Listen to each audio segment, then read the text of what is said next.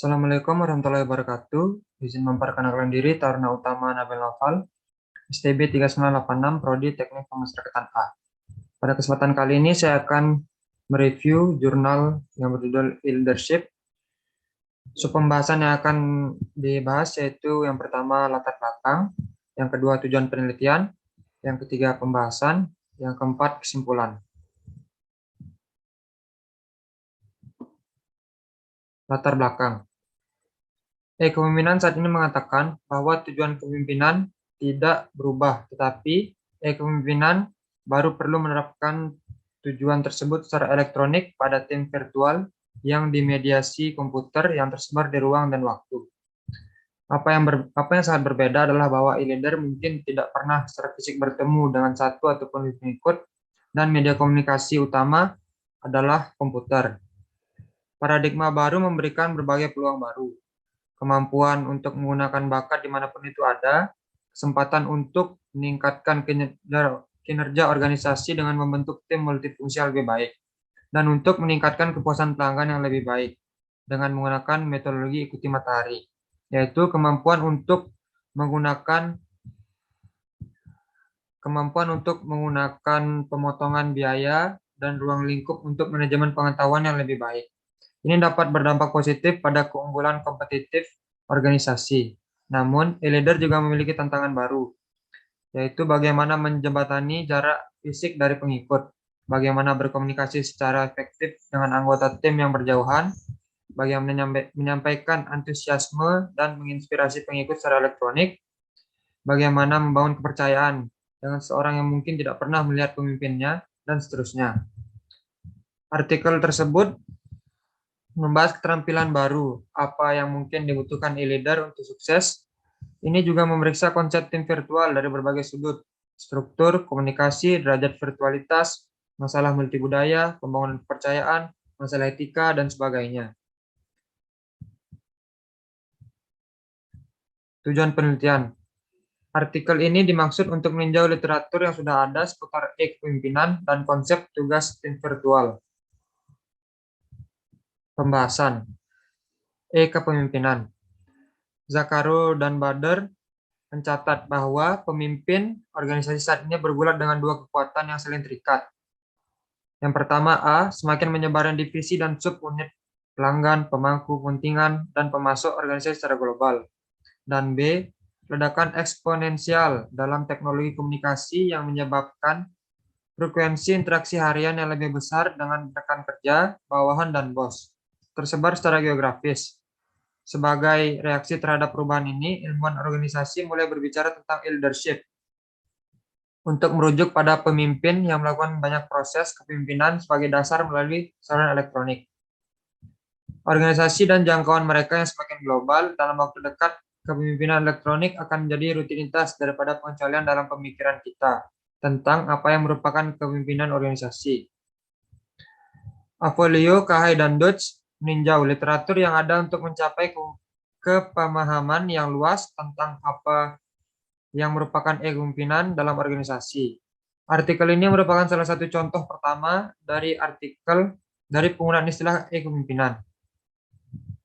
Kami memilih istilah kepemimpinan untuk menggabungkan konteks baru yang muncul untuk memeriksa kepemimpinan. Para penulis mendefinisikan kepemimpinan sebagai proses pengaruh sosial yang dimediasi oleh AIT, Advanced Information Technology, untuk menghasilkan perubahan sikap, perasaan, pemikiran, perilaku, dan atau kinerja dengan individu, kelompok, dan atau organisasi. Mereka juga menegaskan bahwa leadership dapat terjadi pada setiap tingkat hierarki dalam organisasi, yang melibatkan interaksi satu ke satu maupun satu ke banyak melalui media elektronik. Hana menulis sebuah studi besar Bank Dunia tentang kepemimpinan yang berlaku untuk sektor pemerintahan dan lembaga-lembaga publik. Hana berusaha menumpukan informasi yang akan membantu negara-negara untuk bergerak dari visi tentang potensi revolusi teknologi informasi dan komunikasi yang sedang berlangsung, menjadi ekonomi yang kompetitif, inovatif, dan berbasis pengetahuan yang nyata. Penulis mengidentifikasi beberapa tren luas di pemerintahan di seluruh dunia, yaitu ada pergeseran ke arah keterlibatan langsung dan intensional dari Presiden, Perdana Menteri, CEO, atau Kementerian Koordinasi yang kuat seperti keuangan atau ekonomi sebagai leader dalam pemerintahan. B. Negara-negara telah beralih dari tanggapan ad hoc, proses informal, dan hubungan sementara ke struktur yang dilembagakan untuk menanggapi tantangan ekonomi, pengetahuan, dan pembangunan yang didukung teknologi.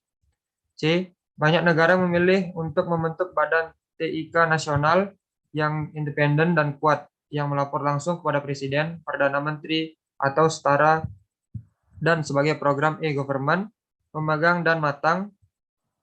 Negara-negara mulai sepenuhnya mengintegrasikan e-government ke dalam kerangka pemerintahan dan kegiatan masing-masing sektor dan lembaga.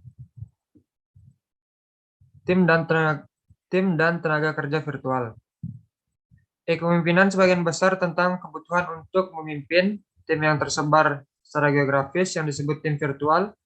Artikel di bagian ini berfokus pada pemeriksaan tim virtual dari berbagai sudut seperti struktur, komunikasi, derajat virtualitas, masalah multibudaya, pembangunan kepercayaan, dan masalah etika.